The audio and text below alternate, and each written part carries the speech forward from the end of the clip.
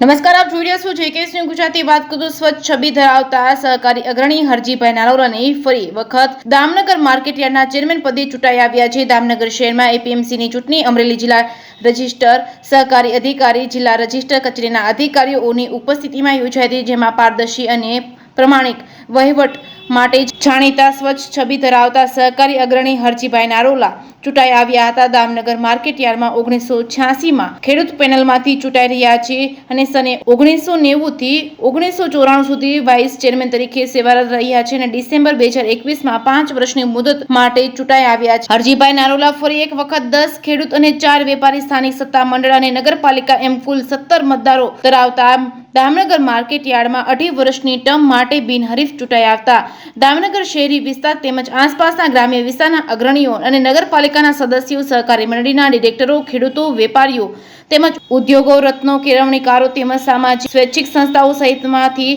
શુભેચ્છકો ઉમટી પડ્યા છે. જેકેએસ ન્યૂઝ ગુજરાતી સાથે નટવરલાલ ભાતિયા, દામનગર.